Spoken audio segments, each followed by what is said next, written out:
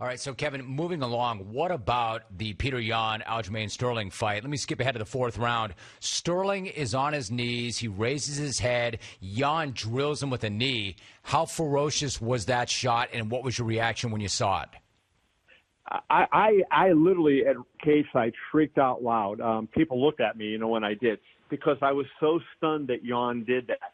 And some people tease me about the question I asked Dana at the press conference. I said, do you think it was intentional?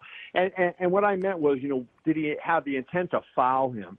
Because that's what it looked like to me. And, of course, that's what the referee thought. That's why he disqualified him.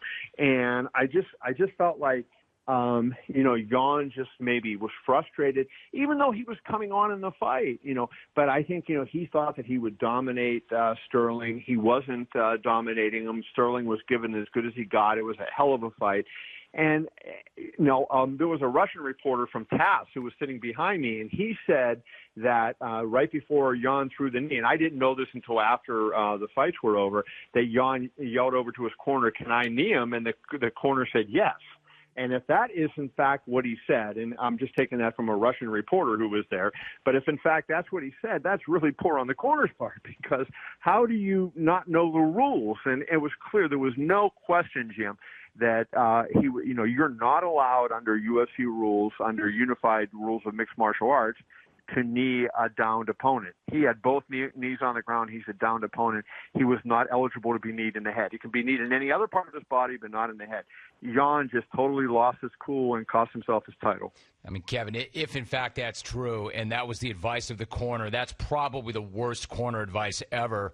For those who missed it, what was Dana's reaction to it? Dana was not happy, and he didn't want to see the fight end that way. He doesn't, now he's got a champion who won while flat on his back, knocked out. And, that's not really what he wanted. Dana said that, it's going to be an immediate rematch. And, I'm going to write a column. I haven't spoken to him yet, but I'm waiting to talk to Aljamain Sterling today, Jim. And I'm going to write a column suggesting I don't think Petr Yan deserves an immediate rematch after that. I think he obviously is still, the best fighter in that division. But I think, he forfeited that right. And that Sterling should get to make the defense against somebody else, then come back to Yan. But that's just an opinion, and it's nothing. It's not the worst thing. A lot of people want to see the rematch because they want to see the fight conclude. Kevin Iole is my guest. Kevin, one more thought about that. Like Sterling, I mean, he clearly did not want to win the belt that way. We saw his reaction to it when they tried to put the belt around his waist. Yan initially tweeted an apology, but since then, he's been tweeting a bunch of complaints about Sterling celebrating the fact that he's now champion. What do you make of that? I think just really bad on Yan's part. I mean, I think Yan is making a lot of mistakes here. I mean, you were the guy that had an egregious foul. It's very rare in MMA that you see a disqualification on the first foul. They give multiple points or whatever. I mean, he disqualified him right off the bat, and it was the right call. And so where's Yan coming from? What is Sterling supposed to do? He was in the fight. He still had a chance to win the fight.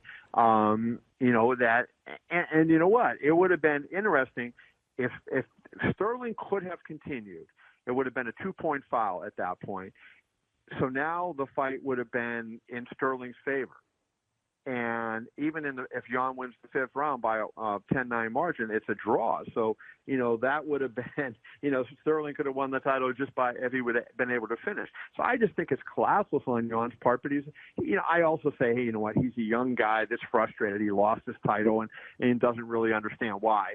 And so, I don't rip him too much, although I think someone ought to talk to him and say, knock off the Twitter for a while. What about Izzy? You made the argument that the loss may have, in fact, been his finest hour, even though that was his first loss in MMA. Lay that out for me. What do you mean by that? Well, you look at how he handled it. So in other words, the first thing is, I always want to encourage the fighters to go, shoot for the moon, reach for the stars and try to do these big things. And so Adesanya was doing that. There had only been 4 people in UFC history who had ever been champs, held titles at the same time in 2 different weight classes. So he was trying to become the 5th.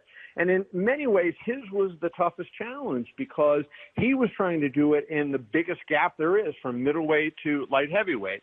And so, I gave him a lot of credit for that, first of all, for seeking out that challenge. It would have been easy for him to say, hey, I'll fight the Marvin Vettori Darren Till winner and be on with it, or I'll fight whoever they say is the number one contender. But he looked and said, hey, he had a perfect record, which he could have shielded, and there's nobody at middleweight right now that would be favored over him, and not even close. He could have just played it safe and kept racking up middleweight title defenses, making a lot of money and increasing his popularity. But he went out there and he tried to do something to differentiate himself, which Jan Blachowicz didn't do. Then he comes into the press conference, and I thought he was so classy in the way he handled himself. He was brutally honest. He made no excuses. He said, if I had to lose to somebody, I'm glad it was Jan. And he said, you know what, I've lost in life, I've lost in love, I've lost in kickboxing, so this is nothing new to me. I can come back, and I'll be back better. To me, that's what you want out of an athlete. You want to see them try their best. You want to see them dare to be great. But if they don't make it, say, hey, you know what, I don't have any regrets. I did the best I could do, and I tried. I agree with you. He took a very big swing. I give him a lot of credit for that, and I actually love that quote that I've lost in life, I've lost in love, I've lost in kickboxing, now I've lost in MMA, I'll be fine.